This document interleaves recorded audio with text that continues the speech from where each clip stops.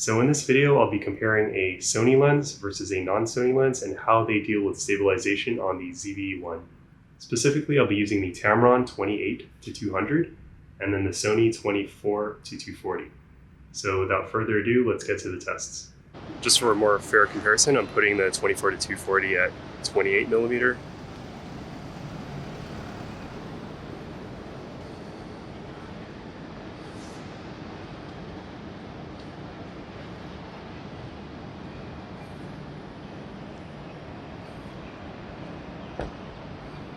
Here's the Tamron 28mm-200 at 28mm in dynamic active mode.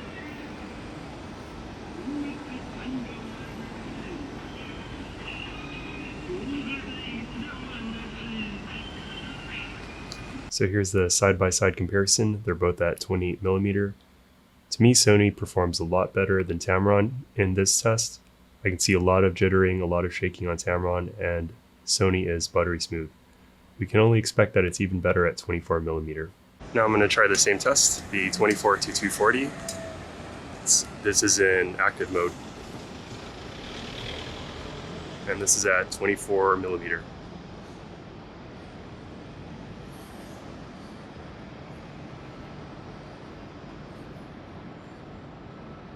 Here it is again in active mode, 28mm.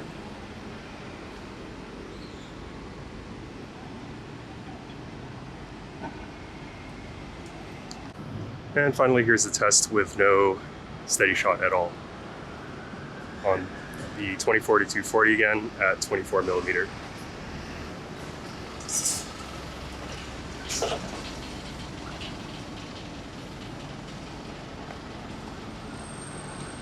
Finally, here it is at 28mm with no stabilization.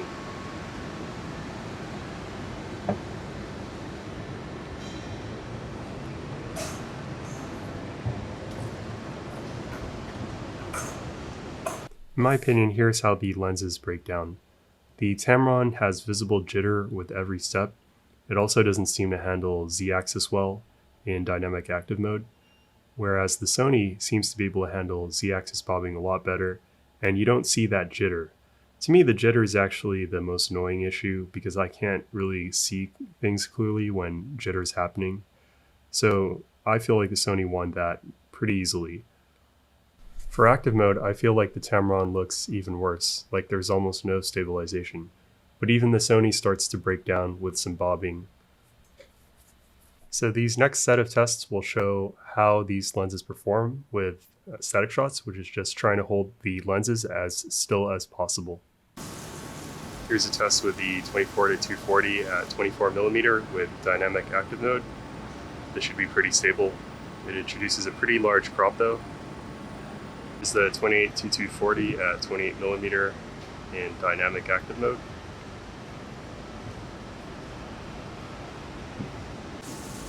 Here's the 24-240 at 24 with active mode.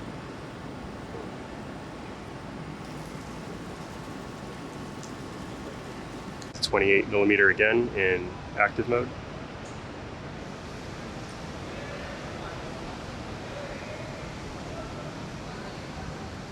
Here's the 24-240. I'm just going to do a handheld test here. This is no stabilization.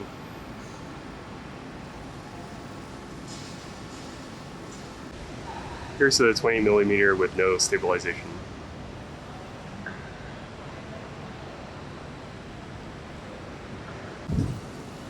Finally, this is the 24-240 at 240mm in dynamic active mode.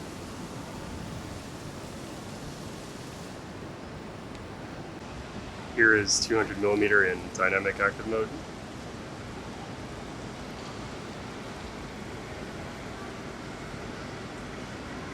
Here you can see how the two telephoto lengths compare side by side.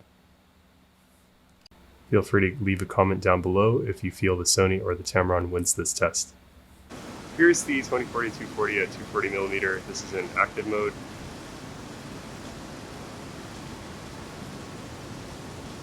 Here's 200mm at in active mode.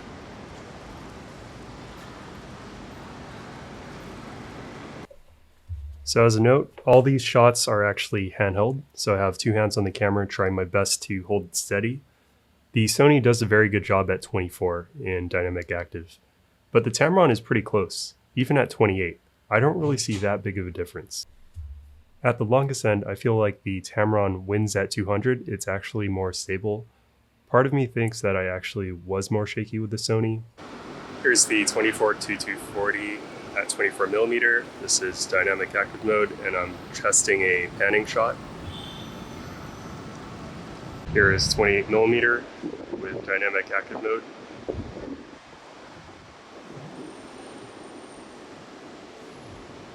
Here we can see a comparison between the two shots. I do pan quite a bit faster on the Sony, unfortunately, than the Tamron in this test.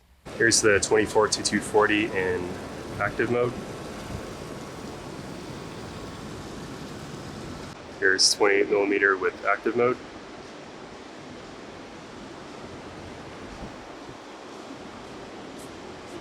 For panning shots, I felt like the Tamron was pretty close to Sony's performance, but I could still see a few wobbles here and there. I'd say the Sony had the more gimbal-like performance, but I was panning much slower, unfortunately, in the test. I'd say on the active mode, Tamron had more shaking, and the Sony also had shaking in active mode, but overall I felt it handled shaking better than the Tamron, and it was especially noticeable more than in dynamic active mode. The final test I'll try is vlogging with these lenses. Now, I don't think either of these are the best choice for vlogging, but let's see how they perform, because it could be that they're the only lens you have on you, so they'll have to do in a pinch. Here I am switching back to the Sony in dynamic active mode at 24mm. Now you can definitely see it's a bit wider. It should be better in stabilization. In my experience, it's better in the just walking forward test. Here's a vlogging test at 28mm in dynamic active mode. It seems pretty stable. I don't know if I'd want to vlog with this. It's extremely heavy, even with the ZV-E1. I have my hand all the way out. Here's how the two lenses look side by side. Let me know in the comments how you think they compare. It is pretty subjective as far as judging stabilization sometimes, but I do feel the Sony does a better job here. In my opinion, the Sony just has better stabilization, plain and simple. That means more usable clips, easier to edit, less time in post stabilizing those clips, which is a huge win. The Sony also has more range, especially at the wide end. Having it at 24 makes it more usable for vlogging, and even better to stabilize because it's more forgiving. Even with dynamic active, that's around 31.2 millimeters, compared to the Tamron, which is at 36.4. Tamron definitely felt too cropped for vlogging. Now looking at the weight, this is where the Tamron pulls ahead. It's just over 200 grams lighter than the Sony. I can tell you, shooting with the Sony all day, my arm was sore. It's a heavy lens, and paired with the ZV-E1, it's still heavy as far as the setup. The Tamron is definitely more comfortable to hold for a full day shoot. The Tamron also has a faster aperture, especially 2.8 at the wide end is huge for low light. Now with the ZV-E1, you have the same sensor as the A7S III and FX3, so f4 around there is totally fine. I was indoors for the vlogging test, lower light, not a problem. I shot with these lenses at night, it's also not a problem. The sensor really does away with a lot of the disadvantages of slower aperture.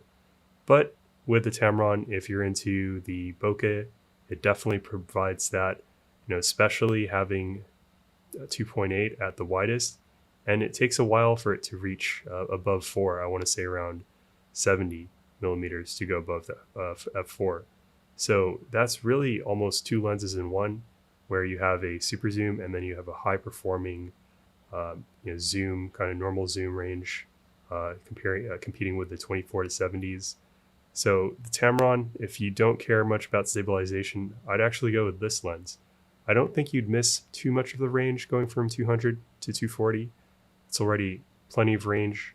It's a newer design. Having that lighter body really does help. But for me, if I'm picking a single lens setup. That stabilization makes it hard to move away from Sony, and that's why I'm going with the Sony 24-240. If you're here at the end of the video, I'd love to hear what you think in the comments below. Which lens would you go with, Tamron or the Sony? If you enjoyed the content, feel free to like and subscribe. I'll try to get more camera reviews and lens reviews. I do have a few on my backlog, and I also have some travel vlogs coming up. So thanks again, and see you in the next one.